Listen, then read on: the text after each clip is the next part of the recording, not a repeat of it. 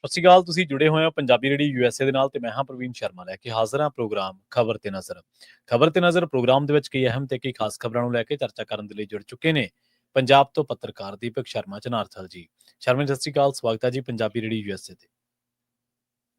ਸਤਿ ਸ਼੍ਰੀ ਅਕਾਲ ਪ੍ਰਵੀਨ ਜੀ, ਸਾਰੇ ਦਰਸ਼ਕਾਂ ਨੂੰ ਸਰੋਤਿਆਂ ਨੂੰ ਪਿਆਰ ਭਰੀ ਸਤਿ ਸ਼੍ਰੀ ਅਕਾਲ ਤੇ 555ਵੇਂ ਗੁਰਪੁਰਬ ਦੀਆਂ ਫਿਰ ਇੱਕ ਵਾਰ ਮੁਬਾਰਕਾਂ। ਜੀ ਆਪ ਜੀ ਨੂੰ ਵੀ ਬਹੁਤ-ਬਹੁਤ ਮੁਬਾਰਕਾਂ ਜੀ। ਪੰਜਾਬੀ ਰੇਡੀਓ USA ਦੇ ਸਾਰੇ ਸਰੋਤਿਆਂ ਨੂੰ ਇੱਕ ਵਾਰ ਫਿਰ ਤੋਂ ਬਹੁਤ-ਬਹੁਤ ਮੁਬਾਰਕਾਂ। ਪ੍ਰੋਗਰਾਮ ਦੇ ਵਿੱਚ ਅੱਗੇ ਵਧਣ ਤੋਂ ਪਹਿਲਾਂ ਧੰਨਵਾਦ ਕਰਦੇ ਚੱਲੀਏ ਸਪਾਂਸਰਸ ਦਾ, ਜਿਹੜੇ ਜ਼ਰੀਆ ਬਣਦੇ ਨੇ ਇਹਨਾਂ ਪ੍ਰੋਗਰਾਮਾਂ ਨੂੰ ਤੁਹਾਡੇ ਤੱਕ ਪਹੁੰਚਾਉਣ ਦੇ ਲਈ। ਖਾਲਸਾ ਇੰਸ਼ੋਰੈਂਸ ਏਜੰਸੀ ਵਾਲੇ, ਜਿਨ੍ਹਾਂ ਤੋਂ ਤੁਸੀਂ ਹਰ ਤਰੀਕੇ ਦੀ ਇੰਸ਼ੋਰੈਂਸ ਲੈ ਸਕਦੇ ਹੋ। ਇੰਸ਼ੋਰੈਂਸ ਬਾਰੇ ਪਤਾ ਕਰਨ ਲਈ ਇਹਨਾਂ ਦਾ ਨੰਬਰ ਹੈ 468-272-2500। ਇਹ 1992 ਤੋਂ ਲਗਾਤਾਰ ਇੰਸ਼ੋਰੈਂਸ ਬਿਜ਼ਨਸ ਦੇ ਵਿੱਚ ਸ਼ਾਨਦਾਰ ਸੇਵਾਵਾਂ ਦੇ ਰਹੇ ਨੇ ਤੇ ਅਮਰੀਕਾ ਭਰ ਦੇ ਵਿੱਚ ਇੰਸ਼ੋਰੈਂਸ ਕਰਦੇ ਨੇ। ਓਬਾਮਾ ਕੇਅਰ, ਮੈਡੀਕੇਅਰ ਜਾਂ ਫਿਰ ਕਵਰਡ ਕੈਲੀਫੋਰਨੀਆ ਬਾਬਤ ਪਾਲਿਸੀ ਕਰਵਾਉਣ ਦੇ ਲਈ, ਸਲਾਹ ਲੈਣ ਦੇ ਲਈ ਨੰਬਰ ਤੇ ਕਾਲ ਕਰੋ 468-272-2500 ਤੇ। ਟਰਕੀਅਨ ਇਮੀਗ੍ਰੇਸ਼ਨ ਲਾ ਫਰਮ ਵਾਲੇ, ਜੇ ਟਰਕੀਅਨ ਟੌਨੀ ਟਰਕੀਅਨ ਦੇ ਨਾਲ ਤੁਸੀਂ USA ਇਮੀਗ੍ਰੇਸ਼ਨ ਬਾਬਤ ਕੋਈ ਵੀ ਸਲਾਹ ਕਰਨੀ ਹੈ, ਕੋਈ ਵੀ ਸਵਾਲ ਪੁੱਛਣਾ, ਤੇ ਇਹਨਾਂ ਦਾ ਨੰਬਰ ਹੈ 415-909-0503। Gurdeep Singh Birdi Clovis, Mandeep Singh, Sandeep Kaur San Jose, Jind Kaur, Anayat Kaur Bakersfield, Mahinder Singh, Mahinder Kaur Mattu Yuba City, Amrik Singh Atwal, Jarnail Singh Yuba City, Jaswinder Singh Nagra Roseville. ਇਹਨਾਂ ਸਾਰੇ ਹੀ ਸਪਾਂਸਰਸ ਦਾ ਬਹੁਤ-ਬਹੁਤ ਧੰਨਵਾਦ। ਤੇ ਜੇਕਰ ਤੁਸੀਂ ਵੀ ਪੰਜਾਬੀ ਰੇਡੀਓ USA ਦੇ ਇਹਨਾਂ ਪ੍ਰੋਗਰਾਮਾਂ ਨੂੰ ਸਪਾਂਸਰ ਕਰਨਾ ਚਾਹੁੰਦੇ ਹੋ ਤਾਂ ਸਟੂਡੀਓ ਦਾ ਨੰਬਰ ਹੈ 468-272-5500।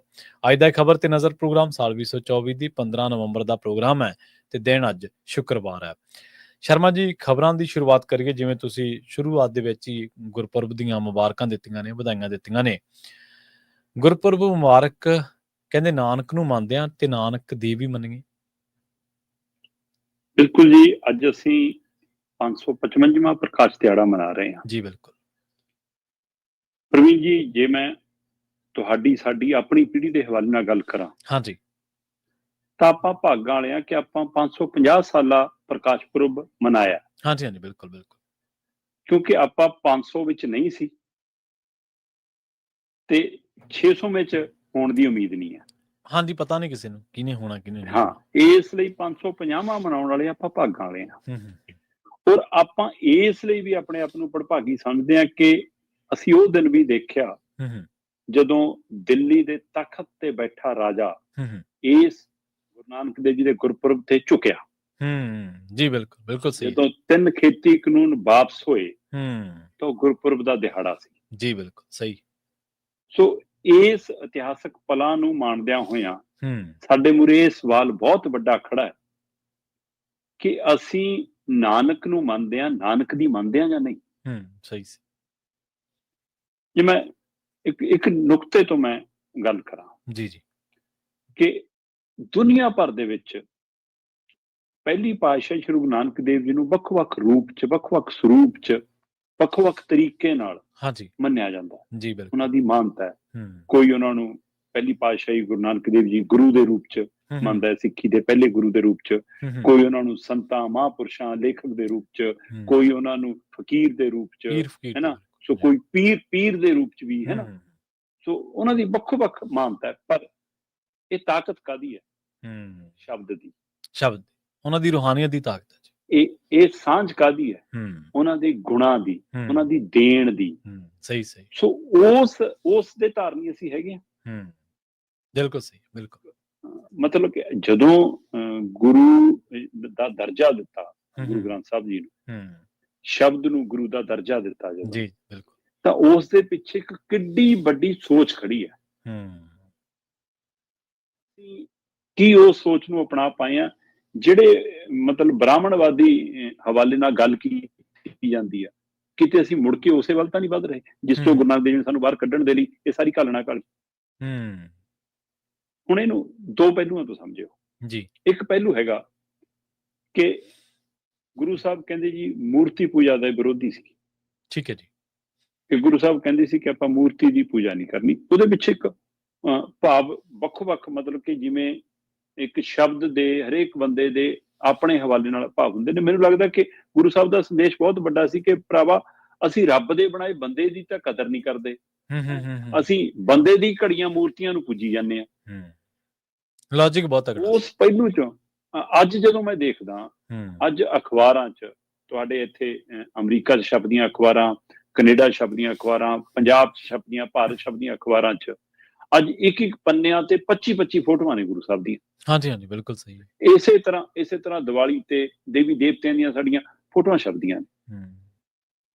ਕਦੇ ਅਸੀਂ ਇਸ ਗੱਲ ਤੇ ਵਿਚਾਰ ਕੀਤਾ ਕਿ ਬਾਅਦ ਚੋਂ ਇਹਨਾਂ ਅਖਬਾਰਾਂ ਦਾ ਹੁੰਦਾ ਕੀ ਆ? ਸਹੀ ਸੀ। ਕੀ ਇਹ ਮੂਰਤੀ ਪੂਜਾ ਨਹੀਂ?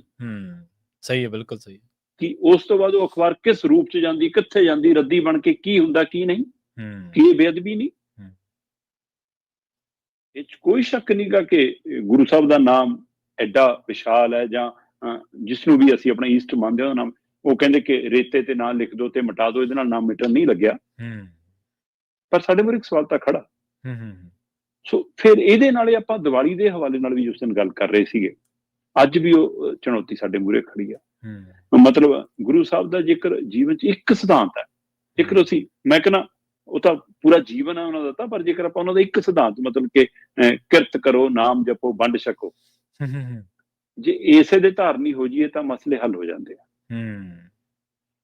ਮਤਲਬ ਗੁਰੂ ਸਾਹਿਬ ਜਿਸ ਪਾਣੀ ਨੂੰ ਬਚਾਉਣ ਦੀ ਲੜਾਈ ਲੜ ਰਹੇ ਸੀ, ਜਿਸ ਪਾਣੀ ਨੂੰ ਬਚਾਉਣ ਦੇ ਲਈ ਉਹ ਹਮਲਾ ਮਾਰ ਰਹੇ ਸੀ, ਹੈਨਾ, ਅਸੀਂ ਉਹਨੂੰ ਜਲ ਦਾ ਨਾਂ ਤਾਂ ਦੇਤਾ, ਹੈਨਾ, ਪਰ ਅਸੀਂ ਪਾਣੀ ਬਚਾਉਣ ਦੀ ਲੜਾਈ ਭੁੱਲ ਗਏ।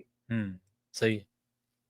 ਮੇਰੀ ਉਹ ਸਤਰ ਹੈ ਕਿ ਜੇ ਤੂੰ ਭੁੱਲਿਆ ਮਿੱਤਰਾ ਨਾਨਕ ਦੀ ਬਾਣੀ ਨੂੰ, ਤਰਸੇਂਗਾ ਫਿਰ ਪਾਣੀ ਨੂੰ। ਸਹੀ ਸਹੀ। ਅਸੀਂ ਅੱਜ ਉਸ ਸਥਿਤੀ 'ਚ ਖੜੇ ਹਾਂ। ਅਸੀਂ ਕੁਦਰਤ ਤੋਂ ਟੁੱਟ ਗਏ ਹਾਂ। ਕੁਦਰਤ ਤੋਂ ਟੁੱਟਣਾ ਬਾਬੇ ਨਾਨਕ ਤੋਂ ਟੁੱਟਣਾ। ਬਿਲਕੁਲ ਸਹੀ। ਪਦਾਰਥਵਾਦੀ ਹੋਣਾ ਅਸੀਂ ਬਾਬੇ ਨਾਨਕ ਤੋਂ ਟੁੱਟਣਾ। ਅਸੀਂ ਨਾ ਉਸ ਖੇਤੀ ਦੇ ਧਾਰਨੀ ਰਹੇ ਹਾਂ, ਨਾ ਅਸੀਂ ਉਸ ਮੋਦੀ ਖਾਨੇ ਦੇ ਧਾਰਨੀ ਰਹੇ। ਸਹੀ। ਅਸੀਂ ਕਿਤੇ ਵੀ ਉਸ ਕਿਰਤ ਨੂੰ ਨਹੀਂ ਅਪਣਾ ਰਹੇ। ਕਿਰਤ ਦਾ ਮਤਲਬ ਕੱਲੀ ਖੇਤੀ ਨਾਲ ਨਹੀਂ ਸੀਗਾ, ਉਹ ਕਿਰਤ ਉੱਥੇ ਵੀ ਸੀ, ਜਿਹੜੀ ਸੱਚੀ ਸੁੱਚੀ ਕਿਰਤ ਸੀ ਉਹ ਉੱਥੇ ਵੀ ਪਈ ਹੈ। ਸੋ ਇਸ ਲਈ ਉਹਨਾਂ ਦੇ ਪੂਰੇ ਜੀਵਨ ਚੋਂ ਹੈ। ਸਾਨੂੰ ਹੁਣ ਆਸ਼ੀਰਵਾਦ ਦੇਣ ਵਾਲਾ ਬਾਬਾ ਸੂਟ ਕਰਨ ਲੱਗ ਪਿਆ। ਸਾਡੇ ਘਰਾਂ 'ਚ ਸਾਡੀਆਂ ਕਾਂਸਾਂ ਤੇ, ਹਰ ਘਰ ਦੀ ਬੈਠਕ ਦੀ ਕਾਂਸ ਦੇ ਉੱਤੇ, ਹੈ ਨਾ, ਉਹ ਕਰਤਾਰਪੁਰ ਸਾਹਿਬ ਵਾਲੀ ਫੋਟੋ ਹੁੰਦੀ ਸੀ। ਬਾਲੇ ਮਰਦਾਨੇ ਵਾਲੀਆਂ ਫੋਟੋਆਂ ਸਾਡੇ ਘਰਾਂ 'ਚ ਉਹ ਇੱਕ ਪ੍ਰਤੀਕ ਸੀ ਨਾ, ਸਾਡਾ ਨਾਨਕ ਉਹ ਹੈ, ਸਾਡਾ ਗੁਰੂ ਉਹ ਹੈ। ਅੱਜ ਬਾਲਾ ਕਿੱਥੇ ਆ ਤੇ ਅੱਜ ਮਰਦਾਨਾ ਕਿੱਥੇ ਆ? ਅਸੀਂ ਤਾਂ ਇਹ ਵੀ ਪਾਲਣਾ ਹਟ ਗਏ। ਸੋ ਇਹ ਸਾਰੇ ਪਹਿਲੂ ਤੋਂ ਮੈਨੂੰ ਲੱਗਦਾ ਕਿ ਅਸੀਂ ਜਦੋਂ ਅਗਲੀਆਂ ਪੀੜ੍ਹੀਆਂ ਨੂੰ ਕੁਝ ਸੌਂਪ ਕੇ ਜਾਈਏ ਤਾਂ ਅਸੀਂ ਇਹ ਸਿਧਾਂਤ ਸੌਂਪ ਜਾਈਏ ਕਿ ਭਰਾਵੋ ਬਾਬੇ ਨਾਨਕ ਨੂੰ ਤਾਂ ਮੰਨਿਓ, ਪਰ ਉਹਦੀ ਮੰਨ ਵੀ ਲਿਓ। ਜੀ ਬਿਲਕੁਲ। ਤੇ ਜਿਵੇਂ ਤੁਸੀਂ ਦੱਸਿਆ ਹੀ, ਅਸਲ ਦੇ ਵਿੱਚ ਤੁਸੀਂ ਸ਼ਬਦਾਂ ਦੇ ਵਿੱਚ ਇਸ ਗੱਲ ਨੂੰ ਇਸ ਤਰ੍ਹਾਂ ਪਰੋਇਆ ਕਿ ਕੁਝ ਕਹਿਣ ਨੂੰ ਬਚਿਆ ਨਹੀਂ ਸ਼ਰਮਾ ਜੀ, ਸਹੀ ਮਾਇਨੇ ਦੇ ਵਿੱਚ। ਸਾਨੂੰ ਮੈਂ ਆਪਣੇ ਭਾਵ ਪ੍ਰਗਟਾਏ ਨੇ ਜੋ ਮੈਂ ਮਹਿਸੂਸ ਕਰਦਾ। ਮੈਂ ਪ੍ਰਵੀਨ ਜੀ 6ਵੀਂ 7ਵੀਂ ਤੱਕ ਮੈਂ ਵੀ ਬੰਬ ਪਟਾਕੇ ਚਲਾਏ। ਹੁੰਦਾ ਹੀ ਹੈ ਜੀ ਬੱਚਾ। 6ਵੀਂ 7ਵੀਂ ਦੀ ਗੱਲ ਕਰ ਰਿਹਾ, ਜਦੋਂ ਬਚਪਨ ਸੀ। ਮਤਲਬ ਮੇਰਾ ਪਿਓ ਕਹਿੰਦਾ ਕਿ ਆ ਲੈ 100 ਰੁਪਇਆ ਫੜ ਤੇ ਇਹਨੂੰ ਅੱਗ ਲਾ ਦੇ। ਮੈਂ ਆਪਣੀ ਮਾਸੂਮੀਅਤ ਦੇ ਹਵਾਲੇ ਜਵਾਬ ਦਿੱਤਾ ਕਿ ਪਾਪੇ 100 ਦਾ ਨੋਟ ਨੂੰ ਫੂਕਿਆ ਇਹ ਠਾਠਾ ਥੋੜਾ ਕਰੂਗਾ। ਲਿਆਉਣੇ। ਪਰ 6ਵੀਂ 7ਵੀਂ ਤੋਂ ਬਾਅਦ ਹੌਲੀ ਹੌਲੀ 8ਵੀਂ ਤੱਕ ਜਾਂਦੇ ਜਾਂਦੇ ਮੈਨੂੰ ਸਮਝ ਪੈ ਗਈ ਸੀ ਕਿ ਅਸੀਂ ਪੈਸਾ ਬਰਬਾਦ ਕਰ ਰਹੇ ਹਾਂ, ਉਹ ਵਾਤਾਵਰਨ ਖਰਾਬ ਕਰ ਰਹੇ ਹਾਂ। ਸਹੀ ਸਹੀ। ਸੋ ਮੈਂ 8ਵੀਂ ਤੋਂ ਲੈ ਕੇ ਹੁਣ ਤੱਕ ਮੁੜ ਕੇ ਕਦੇ ਬੰਬ ਪਟਾਕਾ ਨਹੀਂ ਚਲਾਇਆ, ਨਾ ਮੇਰੇ ਜਵਾਕ ਨੇ ਚਲਾਇਆ। ਅਸੀਂ ਆਪਣੇ ਜਵਾਕ ਦੇ ਜਨਮ ਦਿਨ ਤੇ ਕਦੇ ਕੇਕ ਨਹੀਂ ਕੱਟਿਆ। ਹੁਣ ਅਸੀਂ ਗੁਰਪੁਰਬਾਂ ਤੇ ਵੀ ਕੇਕ ਕੱਟਣ ਲੱਗ ਗਏ। ਹਾਂਜੀ ਹਾਂਜੀ, ਬਿਲਕੁਲ ਬਿਲਕੁਲ। ਇਸੇ ਢੋਂਗ ਚ ਤਾਂ ਬਾਬੇ ਨੇ ਕੱਢਿਆ ਸੀ ਸਾਨੂੰ।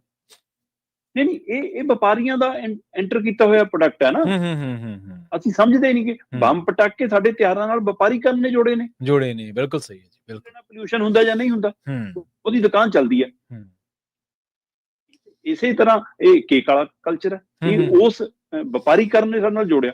ਮਤਲਬ ਇੱਕੋ ਜਵਾਕ ਦਾ ਜਨਮ ਦਿਨ ਹੈ ਨਾ, ਅਸੀਂ 5 ਕੇਕ ਕੱਟ ਲੈਂਦੇ, ਸਕੂਲ 'ਚ ਅੱਡ ਕੱਟਦੇ ਨੇ, ਘਰੇ ਅੱਡ ਕੱਟਦੇ ਆ, ਅੱਧੀ ਰਾਤ ਨੂੰ ਅੱਡ ਕੱਟਦੇ, ਸਵੇਰ ਨੂੰ ਅੱਡ ਕੱਟਦੇ ਆ, ਦੋਸਤ ਅੱਡ ਕੱਟਦੇ ਨੇ। ਵਿਆਹਾਂ ਤੋਂ ਲੈ ਕੇ ਹੁਣ ਅਸੀਂ ਗੁਰਪੁਰਬ ਤੱਕ ਕੇਕ ਕੱਟਣ ਵਾਲੀ ਰਸਮਾਂ, ਇਹ ਸਾਡੇ ਮਤਲਬ ਗੁਰੂ ਘਰ ਦੇ ਵਿੱਚ ਦੇਖ ਤੋਂ ਉੱਪਰ ਹੋਰ ਕੀ ਹੈ? ਸਹੀ ਸਹੀ ਸਹੀ, ਬਿਲਕੁਲ ਸਹੀ ਸਹੀ।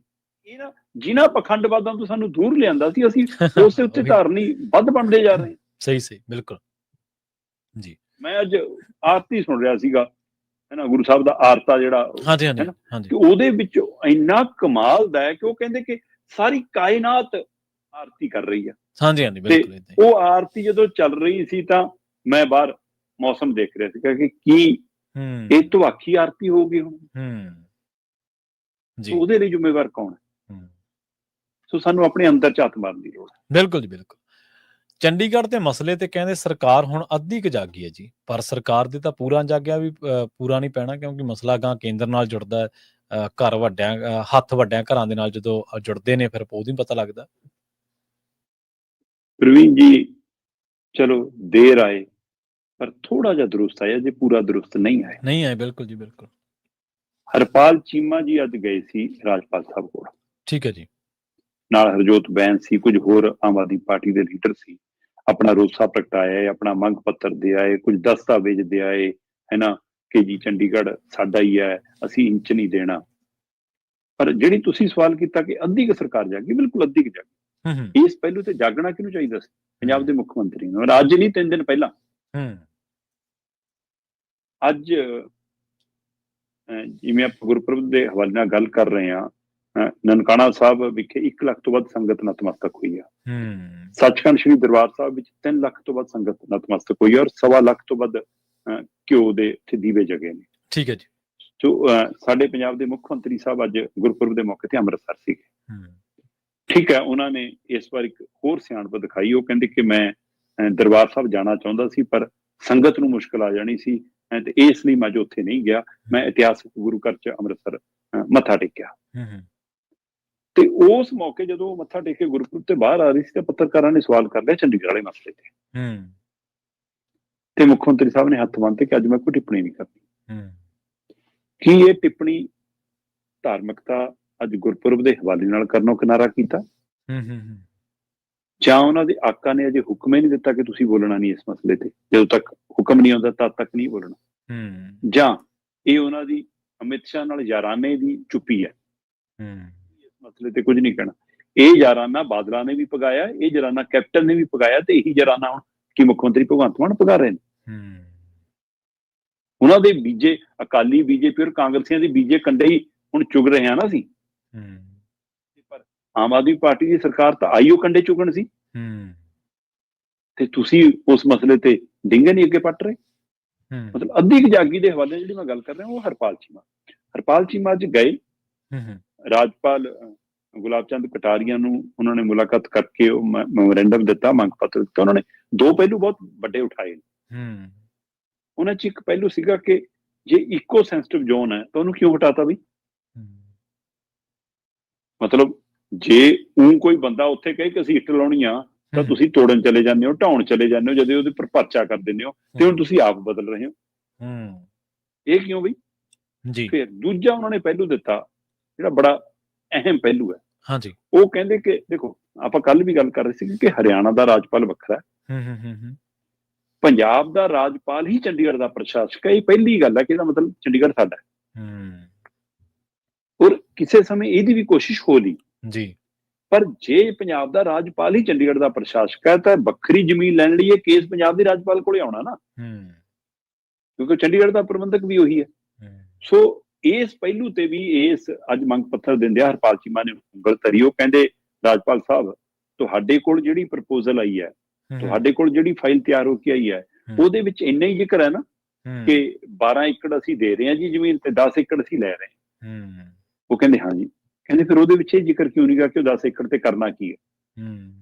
ਮਤਲਬ ਦਿੱਲੀ ਤੋਂ ਲੈ ਕੇ ਪੰਜਾਬ ਤੱਕ ਬੱਚੇ ਨੂੰ ਪਤਾ ਹੈ ਕਿ ਉਹਨਾਂ ਨੇ ਉਹਦੇ ਪਰ ਵੱਖਰੀ ਵਿਧਾਨ ਸਭਾ ਉਸਾਰਨੀ ਆ, ਤਾਂ ਉਹ ਦਸਤਾਵੇਜ਼ੀ ਲਿਖ ਕੇ ਕਿਉਂ ਨਹੀਂ ਦੇ ਰਹੇ? ਇਹਨਾਂ ਨੂੰ ਉਹਨਾਂ ਨੂੰ ਪਤਾ ਕਿ ਕਾਨੂੰਨੀ ਤੌਰ ਤੇ ਕੋਈ ਪੇਚ ਹੈ।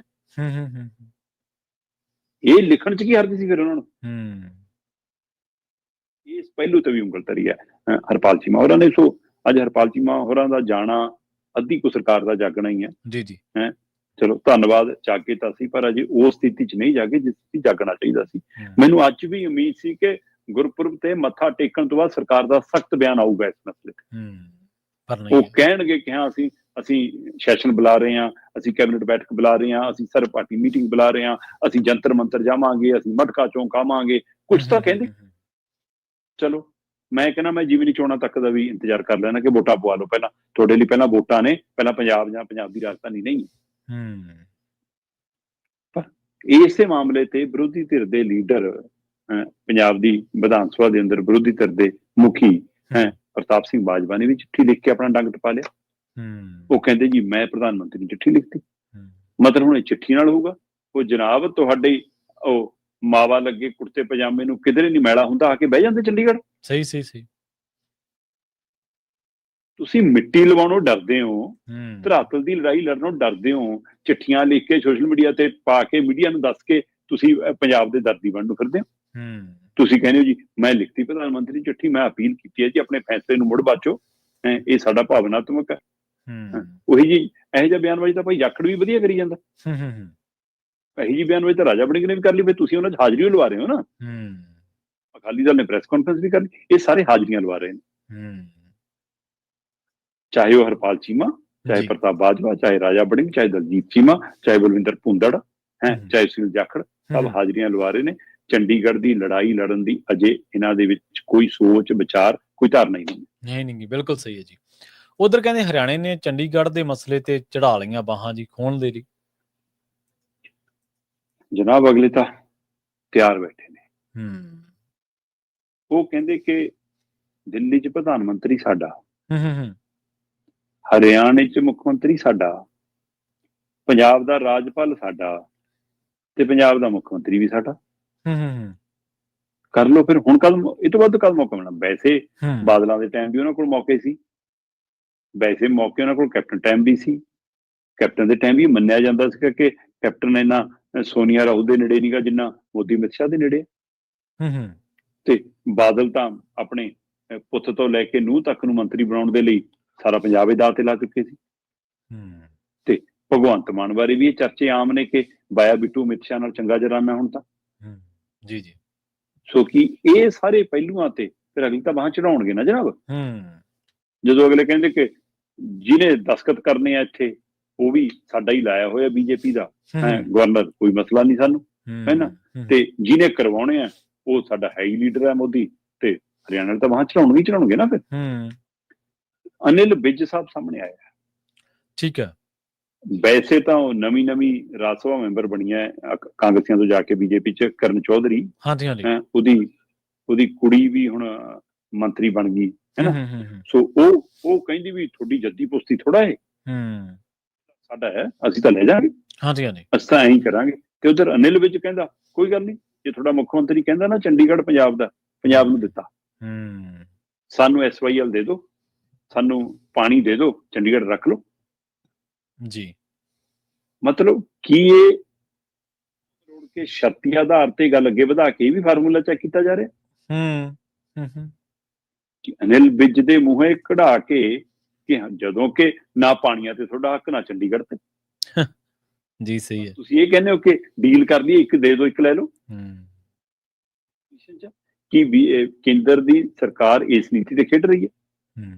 ਬੇਸ਼ੱਕ ਪੰਜਾਬ ਦੇ ਬੀਜੇਪੀ ਲੀਡਰਾਂ ਦੇ ਹੁਣ ਖਾਸ ਕਰ ਜਿਮਨੀ ਚੋਣਾਂ 'ਚ ਉਮੀਦਵਾਰਾਂ ਦੇ ਸਾਹ ਸੁੱਕ ਗਏ ਕਿ ਲੈ ਵੀ ਸਾਡੇ ਤੇ ਭਾਰੂ ਪਊ, ਤੇ ਪਤਾ ਆਪ ਤੇ ਕਾਂਗਰਸ ਨੂੰ ਵੀ ਨਹੀਂ, ਪਤਾ ਨਹੀਂ ਕਿਹਦੇ ਲਈ ਮੁਸੀਬਤ ਪੈ ਜਾਵੇ ਇਹ ਮੁੱਦਾ। ਐਨ ਪੀਕ ਤੇ ਚੋਣਾਂ ਨੇ ਤੇ ਪੀਕ ਤੇ ਮੁੱਦਾ ਭੱਗ ਗਿਆ।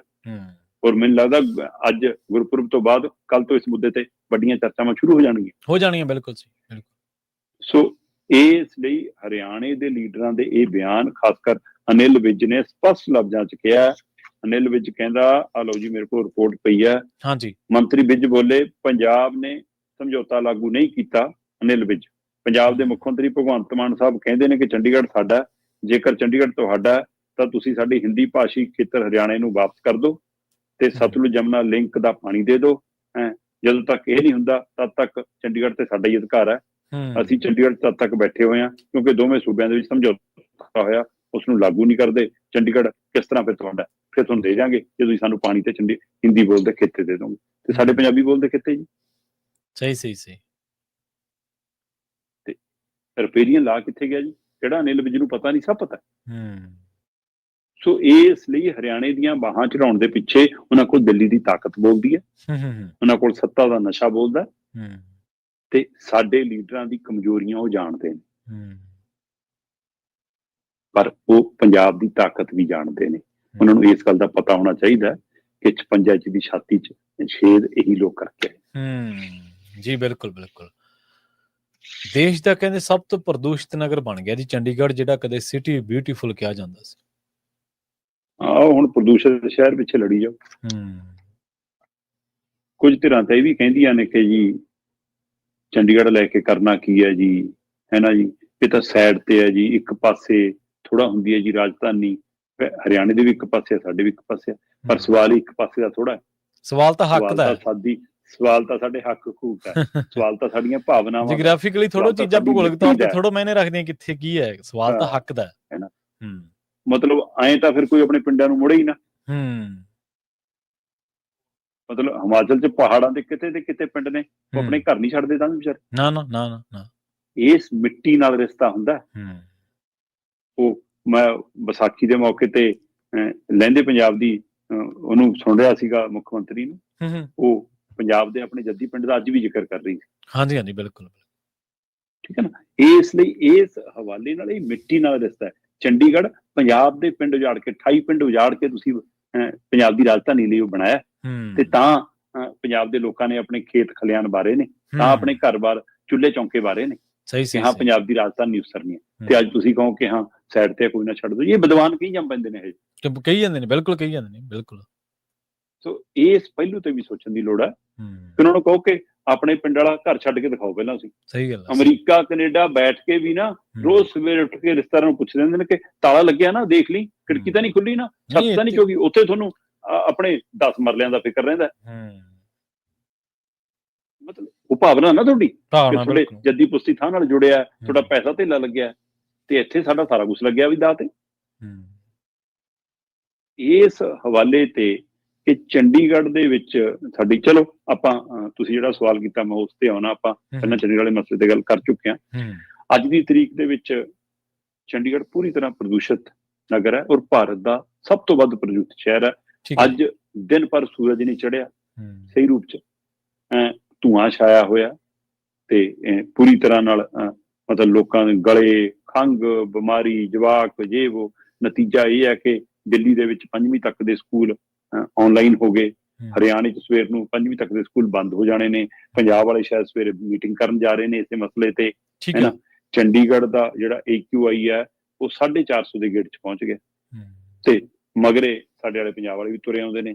ਬਠਿੰਡਾ 400 ਦੇ ਪਾਰ ਹੈ, ਅੰਮ੍ਰਿਤਸਰ 400 ਦੇ ਪਾਰ ਹੈ, ਖੰਨਾ 350 ਦੇ ਪਾਰ ਹੈ, ਰੋਪੜ 350 ਦੇ ਪਾਰ ਹੈ, ਲੁਧਿਆਣਾ, ਮੰਡੀ ਗੋਬਿੰਦਗੜ੍ਹ, ਪਟਿਆਲਾ 300 ਦੇ ਪਾਰ ਹੈ। ਸੋ ਇਹ ਸਾਰੀ ਸਥਿਤੀ ਚ ਅਸੀਂ ਪਹੁੰਚ ਗਏ। ਹੁਣ ਇਹਦੇ ਲਈ ਇਕੱਲੀ ਪਰਾਲੀ ਜ਼ਿੰਮੇਵਾਰ ਹੈ। ਸਹੀ ਸੀ। ਇਹ ਜਦੋਂ ਇਸ ਤਰ੍ਹਾਂ ਦਾ ਮੌਸਮ ਤਬਦੀਲ ਹੁੰਦਾ ਹੈ, ਮੌਸਮ ਚ ਨਮੀ ਆਉਂਦੀ ਹੈ, ਔਰ ਉਧਰ ਇਹ ਹਵਾ ਦਾ ਗਵਾਰ, ਉਹ ਸਾਰੇ ਤਰ੍ਹਾਂ ਦਾ ਪ੍ਰਦੂਸ਼ਣ ਦੇ ਕਣ, ਉਹਦੇ ਵਿੱਚ ਪਰਾਲੀ ਵੀ ਭੂਮਿਕਾ ਨਿਭਾ ਰਹੀ ਹੈ ਜਿਹਨੂੰ ਅੱਗ ਲਾਈ ਜਾ ਰਹੀ ਹੈ। ਉਹਦੇ ਵਿੱਚ ਦੀਵਾਲੀ, ਬੰਦੀ ਛੋੜ ਦਿਵਸ ਤੇ ਹੁਣ ਗੁਰਪੁਰਬ ਦੇ ਤੱਕ ਚੱਲਣ ਵਾਲੇ ਬੰਬ ਪਟਾਕੇ ਵੀ ਆਪਣਾ ਰੋਲ ਨਿਭਾਈ ਜਾਂਦੇ ਨੇ, ਹੈ ਨਾ। ਸੋ ਉਹ ਸਾਰਾ, ਤੇ ਬਾਕੀ ਫੈਕਟਰੀਆਂ, ਬਾਕੀ ਗੱਡੀਆਂ, ਇਹ ਸਾਰਾ ਇੰਡਸਟਰੀ, ਹੋਰ ਸਾਰਾ ਪਲਾਸਟਿਕ ਫੂਕੋ, ਕੂੜਾ ਫੂਕੋ, ਉਹ ਸਭ ਦਾ ਧੂੰਆਂ ਸਭ ਮਿਲਾ ਕੇ ਇੱਕ ਇਹ ਬੰਬ ਦਾ ਗੋਲਾ ਬਣਿਆ। ਹਾਂਜੀ ਹਾਂਜੀ, ਬਿਲਕੁਲ ਬਿਲਕੁਲ। ਸੋ ਉਸ ਸਥਿਤੀ ਦੇ ਵਿੱਚ ਸਰਕਾਰ ਦਾਅਵੇ ਕਰੀ ਜਾਂਦੀ ਹੈ ਕਿ ਜੀ ਅਸੀਂ ਪਰਾਲੀ ਦੇ ਨਾਂ ਦੇ ਉੱਤੇ ਜੀ 1.25 ਕਰੋੜ ਦਾ ਜੁਰਮਾਨਾ ਕਰਤਾ ਜੀ, ਉਹ ਚੋਂ 92 ਲੱਖ ਅਸੀਂ ਵਸੂਲ ਵੀ ਲਏ ਜੀ, ਅਸੀਂ ਜੀ 3500-3600 ਕਿਸਾਨਾਂ ਦੀ ਜ਼ਮੀਨ ਤੇ ਰੈਡ ਐਂਟਰੀ ਪਾਤੀ, ਇਹ ਆਪਣੇ ਕਾਗਜ਼ ਪੂਰੇ ਕਰੀ ਜਾਂਦੇ ਨੇ।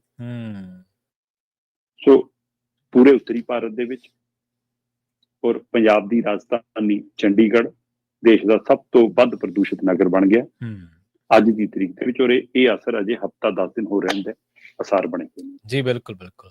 ਤੇ ਜਾਂਦੇ ਜਾਂਦੇ ਗੱਲ ਕਰੀਏ ਰੂਸ ਦੀ, ਰੂਸ ਕਹਿੰਦੇ ਜਨਸੰਖਿਆ ਵਧਾਉਣ ਦੇ ਲਈ ਕੋਈ ਨਵਾਂ ਕਾਨੂੰਨ ਬਣਾਉਣ ਜਾ ਰਿਹਾ ਜੀ।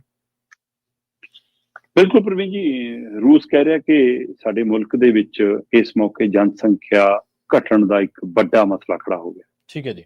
ਇੱਕ ਪਾਸੇ ਰੂਸ ਯੂਕਰੇਨ ਦੀ ਜੰਗ ਹੈ, ਉਸ ਜੰਗ ਦੇ ਨਾਲ ਉਹ ਕਹਿ ਰਹੇ ਨੇ ਕਿ ਸਾਡੇ ਕਾਫੀ ਜ਼ਿਆਦਾ ਲੋਕ ਇਹਦੇ ਵਿੱਚ ਮਾਰੇ ਗਏ ਨੇ, ਤੇ ਕਈ ਲੋਕ ਅਪਾਹਜ ਅਪੰਗ ਹੋ ਗਏ ਨੇ। ਉਹਦੇ ਬੰਦੇ ਨਾਲ ਅੰਕੜਾ ਦਿੰਦੇ ਨੇ ਕਿ ਸਾਡੇ 7-8 ਲੱਖ ਦੇ ਕਰੀਬ ਲੋਕ ਜਾਨ ਗਵਾ ਗਏ ਜਾਂ ਅਪਾਹਜ ਤੇ ਅਪੰਗ ਹੋ ਗਏ। ਤੇ ਦੂਏ ਪਾਸੇ ਉਹ ਅੰਕੜੇ ਦੇ ਹਵਾਲੇ ਨਾਲ ਜਿਹੜੇ ਕਾਨੂੰਨ ਘੜਨ ਦੀ ਕੋਸ਼ਿਸ਼ ਕਰ ਰਹੇ ਨੇ, ਉਹ ਹਵਾਲਾ ਦੇਣ ਕਿ ਜੂਨ ਮਹੀਨੇ ਚ ਪੂਰੇ ਰੂਸ ਚ ਸਿਰਫ 1 ਲੱਖ ਜਵਾਕ ਪੈਦਾ ਹੋਇਆ। ਉਹ ਅੱਛਾ ਜੀ। ਪੂਰੇ 1 ਮਹੀਨੇ ਚ ਪੂਰੇ ਮੁਲਕ ਦੇ ਵਿੱਚ 1 ਲੱਖ ਜਵਾਕ ਪੈਦਾ ਹੋਇਆ। ਕਹਿੰਦੇ ਇਸ ਲਈ ਸਾਡੇ ਲਈ ਚਿੰਤਾ ਵਾਲੀ ਸਥਿਤੀ।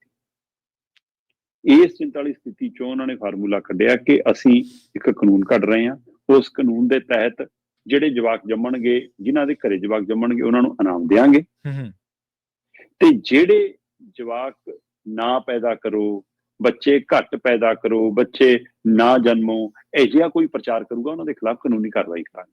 ਠੀਕ ਹੈ, ਠੀਕ ਹੈ। ਅਜਿਹਾ ਕਾਨੂੰਨ ਉਹ ਲੈ ਕੇ ਆ ਰਹੇ ਨੇ, ਜਿਵੇਂ ਮਤਲਬ ਕਿ ਉਹਦੇ ਵਿੱਚ ਇਹ ਹੈ ਕਿ ਜਿਹੜਾ ਉਹਨਾਂ ਦਾ ਹੇਠਲਾ ਸਦਨ ਹੈ ਉਹਨੇ ਇਸ ਕਾਨੂੰਨ ਦੀ ਬਣਤਰ ਨੂੰ 12 ਨਵੰਬਰ ਨੂੰ ਮਨਜ਼ੂਰੀ ਦੇ ਦਿੱਤੀ। ਠੀਕ ਹੈ। ਹੁਣ ਇਹ 20 ਨਵੰਬਰ ਨੂੰ ਉੱਪਰਲੇ ਸਦਨ ਦੇ ਵਿੱਚ ਪੇਸ਼ ਹੋਊਗਾ ਜੀ। ਤੇ ਉੱਪਰਲੇ ਸਦਨ 'ਚ ਜੇ ਪਾਸ ਹੋ ਗਿਆ 20 ਨਵੰਬਰ ਨੂੰ ਤਾਂ ਉਸ ਤੋਂ ਬਾਅਦ ਰਾਸ਼ਟਰਪਤੀ ਪਤੀਨ ਦੀ ਮੋਹਰ ਲੱਗਣ ਨੂੰ ਚਲਾ ਜਾਣਾ, ਤੇ ਰਾਸ਼ਟਰਪਤੀ ਪਤੀਨ ਦੀ ਮੋਹਰ ਲੱਗਣ ਤੋਂ ਬਾਅਦ ਇਹਨੇ ਕਾਨੂੰਨ ਦਾ ਰੂਪ ਧਾਰਨਾ ਹੈ। ਤੇ ਰੂਸ ਨੇ ਤੈਅ ਕੀਤਾ ਕਿ ਇਹਨਾਂ ਨੂੰ ਕਾਨੂੰਨੀ ਰੂਪ ਬਣਾਉਣ ਤੋਂ ਬਾਅਦ ਅਸੀਂ ਇੱਕ ਵੱਖਰਾ ਸੈਕਸ ਮੰਤਰਾਲਾ ਬਣਾਵਾਂਗੇ। ਮੈਨੂੰ ਲੱਗਦਾ ਮੈਂ ਜਿੰਨਾ ਕੁ ਪੜ੍ਹਿਆ ਕਿਤੇ ਦੇਖਿਆ, ਮੇਰੇ ਹਿਸਾਬ ਨਾਲ ਦੁਨੀਆ ਦਾ ਪਹਿਲਾ ਮੁਲਕ ਹੋਣਾ ਜਿੱਥੇ ਸੈਕਸ ਮੰਤਰਾਲਾ ਬਣੂਗਾ। ਤੇ ਉਹਦੇ ਅਧੀਨ ਇਹ ਫੈਸਲਾ ਲਿਆ। ਉਹ ਕਹਿੰਦੇ ਜੀ ਪੱਛਮੀ ਮੁਲਕਾਂ ਦਾ ਇਹ ਪ੍ਰੋਪੋਗੰਡਾ ਕਿ ਬੱਚੇ ਘੱਟ ਕਰੋ, ਬੱਚੇ ਘੱਟ ਕਰੋ, ਜਦੋਂ ਕਿ ਮੁਲਕ ਦੇ ਹਿਸਾਬ ਨਾਲ ਸਾਨੂੰ ਵੱਧ ਜਨਸੰਖਿਆ ਦੀ ਲੋੜ ਹੈ, ਜਾਂ ਬੁਢਾਪੇ ਦੇ ਹਵਾਲੇ ਨਾਲ, ਜਾਂ ਇਸ ਲੜਾਈ ਦੇ ਹਵਾਲੇ ਨਾਲ। ਸੋ ਇਸ ਲਈ ਉਹ ਕਹਿੰਦੇ ਜੀ ਸਾਡੇ 3 ਲੱਖ ਤੋਂ ਲੈ ਕੇ 9 ਲੱਖ ਤੱਕ ਕਈ ਸੂਬਿਆਂ ਨੇ ਇਨਾਮ ਤੈਅ ਕਰਤੇ, ਬੱਚਾ ਜੰਮਣ ਤੇ ਇਨਾਮ ਰਾਸ਼ੀ ਮਿਲੂਗੀ। ਤੇ ਜੇ ਕੋਈ ਵਿਅਕਤੀ, ਸਿੰਗਲ ਵਿਅਕਤੀ ਬੱਚਾ ਨਾ ਪੈਦਾ ਕਰਨ ਦਾ ਪ੍ਰਚਾਰ ਕਰਦਾ, ਕੋਈ ਪੋਸਟ ਪਾਉਂਦਾ, ਕੋਈ ਪੋਸਟਰ ਲਾਉਂਦਾ, ਕੋਈ ਬਿਆਨ ਦਿੰਦਾ, ਕੋਈ ਲਿਖਤ ਟਿੱਪਣੀ ਕਰਦਾ, ਤਾਂ ਉਹਦੇ ਪਰ 3 ਲੱਖ ਤੱਕ ਦਾ ਜੁਰਮਾਨਾ ਹੋ ਸਕਦਾ। ਤੇ ਜੇ ਕੋਈ ਸੰਗਠਨ, ਸੰਸਥਾ, NGO ਕੋਈ ਅਜਿਹਾ ਪ੍ਰਚਾਰ ਪ੍ਰਸਾਰ ਕਰਦੀ ਹੈ ਤਾਂ 40 ਲੱਖ ਤੱਕ ਦਾ ਜੁਰਮਾਨਾ ਹੋ ਸਕਦਾ। ਇਸ ਕਾਨੂੰਨ ਦੇ ਹਵਾਲੇ ਨਾਲ ਇਹ ਸਾਰੇ ਕੰਮ ਹੋਣੇ ਨੇ ਤੇ ਇਹ ਜਲਦੀ ਹੀ ਉੱਥੇ ਕਾਨੂੰਨ ਬਣ ਜਾ ਰਿਹਾ ਤੇ ਨਵਾਂ ਇੱਕ ਮੰਤਰਾਲਾ ਸਾਹਮਣੇ ਆ ਸਕਦਾ। ਜੀ ਜੀ, ਬਿਲਕੁਲ। ਦੇਖਦੇ ਹਾਂ ਜੀ ਇਹਦੇ ਕੀ ਜਿਹੜੇ ਨੇ ਉਹ ਮਸਲੇ ਨਿਕਲਦੇ ਨੇ। ਇੱਕ ਪਾਸੇ ਜਨਸੰਖਿਆ ਕੰਟਰੋਲ ਨੂੰ ਕਈ ਮੁਲਕ ਹਮਲਾ ਮਾਰ ਰਹੇ ਨੇ, ਦੂਜੇ ਪਾਸੇ ਜਨਸੰਖਿਆ ਪ੍ਰਵੀਨ ਜੀ ਇਸ ਕਾਨੂੰਨ ਦਾ ਅਸਰ ਰਸੂਖ ਹੋਰਨਾਂ ਮੁਲਕਾਂ ਤੱਕ ਵੀ ਜਾਊਗਾ। ਉੱਥੇ ਚਰਚਾ ਵੀ ਹੋਊਗੀ ਨਾ ਇਸ ਪਹਿਲੂ ਤੇ ਕਿ ਕਈ ਮੁਲਕ ਜਨਸੰਖਿਆ ਘਟਾਉਣ ਨੂੰ ਫਿਰਦੇ, ਕਈ ਵਧਾਉਣ ਨੂੰ ਫਿਰਦੇ, ਕਈਆਂ 'ਚ ਮਸਲਾ ਬਣ ਗਿਆ ਕਿ ਬੁਢਾਪਾ ਹੀ ਆ ਰਿਹਾ। ਇਸ ਗੱਲੋਂ ਤੁਸੀਂ ਦੇਖੋ ਕਿ ਭਾਰਤ ਦੀ ਤਰਾਸਦੀ ਕੀ ਜਾ ਸਕਦੀ ਹੈ ਕਿ ਦੁਨੀਆ ਦੀ ਸਭ ਤੋਂ ਵੱਧ ਨੌਜਵਾਨ ਵਸੋਂ ਇਸ ਮੁਲਕ ਦੇ ਕੋਲੇ ਹੈ, ਪਰ ਉਸ ਵਸੋਂ ਤੋਂ ਕੋਈ ਵਧੀਆ ਊਰਜਾਵਾਨ ਕੰਮ ਲੈਣ ਦੇ ਲਈ ਜਾਂ ਉਹਨੂੰ ਚੰਗੇ ਪਾਸੇ ਲਾਉਣ ਦੇ ਮਾਮਲੇ ਦੇ ਵਿੱਚ ਭਾਰਤ ਬਹੁਤ ਫਿਸੱਡੀ ਆ, ਤੇ ਉਹ ਤੋਂ ਸਕਾਰਾਤਮਕ ਰਿਜ਼ਲਟ ਤਾਂ ਲੈਣੀ ਬਹੁਤ ਦੂਰ ਦੀ ਗੱਲ। ਉਹਨਾਂ ਨੂੰ ਤਾਂ ਪੋਲੀਟੀਕਲ ਚੀਜ਼ਾਂ ਤੋਂ ਨਹੀਂ ਉਹਨਾਂ ਨੂੰ ਬਾਹਰ ਨਿਕਲ ਦਿੰਦੇ, ਹੋਰ ਹੀ ਚੀਜ਼ਾਂ ਪ੍ਰੋਪੇਗੰਡਾ ਦਾ ਸ਼ਿਕਾਰ ਬਣਾਈ ਫਿਰਦੇ। ਪ੍ਰਵੀਨ ਜੀ ਰਾਜਨੀਤਿਕ ਤੌਰ ਤੇ ਵੀ ਉਹਨਾਂ ਨੂੰ ਚੇਤਨ ਨਹੀਂ ਕੀਤਾ ਜਾ ਰਿਹਾ। ਬਿਲਕੁਲ ਪੋਲੀਟੀਕਲ ਸੰਧੀ ਬਣਾਇਆ ਜਾ ਰਿਹਾ। ਉਹਨਾਂ ਨੂੰ ਧਾਰਮਿਕ ਜਾਂ ਜਾਤ ਦੇ ਆਧਾਰ ਤੇ ਲੜਾਇਆ ਪੜਾਇਆ ਹੀ ਜਾ ਰਿਹਾ। ਬਸ ਬਿਲਕੁਲ। ਸੋ ਇਹ ਜਦੋਂ 5 ਸਾਲੀ ਯੋਜਨਾ ਹੋਊਗੀ ਨਾ, ਆਪਾਂ ਛੋਟੇ ਹੁੰਦੇ ਪੜ੍ਹਦੇ ਸੀ ਨਾ 5 ਸਾਲੀ ਯੋਜਨਾ, ਸੋ ਇਹਨਾਂ ਦੀ ਚੋਣ ਜਿੱਤਣ ਦੀ 5 ਸਾਲੀ ਯੋਜਨਾ ਹੁੰਦੀ ਹੈ, ਉਹ ਤੋਂ ਵੱਧ ਕੇ ਉੱਪਰ ਕੋਈ ਮੰਨ ਸਕਦਾ ਕੋਈ ਨਹੀਂ ਹੈ। ਨਹੀਂ, ਬਿਲਕੁਲ ਜੀ, ਬਿਲਕੁਲ। ਸ਼ਰਮਾ ਜੀ, ਇਹਨਾਂ ਖਾਸ ਖਬਰਾਂ ਤੇ ਖਾਸ ਜਾਣਕਾਰੀਆਂ ਦੇ ਲਈ ਤੁਹਾਡਾ ਬਹੁਤ ਬਹੁਤ ਧੰਨਵਾਦ ਜੀ। ਬਹੁਤ ਸ਼ੁਕਰੀਆ ਜੀ। ਪ੍ਰੋਗਰਾਮ ਖਬਰ ਤੇ ਨਜ਼ਰ ਨੂੰ ਆਪਾਂ ਇੱਥੇ ਸਮਾਪਤ ਕਰਾਂਗੇ। ਤੁਹਾਡਾ ਸਾਰਿਆਂ ਦਾ ਵੀ ਬਹੁਤ ਧੰਨਵਾਦ। ਸਤਿ ਸ਼੍ਰੀ ਅਕਾਲ। ਜੁੜੇ ਰਹੋ ਪੰਜਾਬੀ ਰੇਡੀਓ USA ਦੇ ਨਾਲ।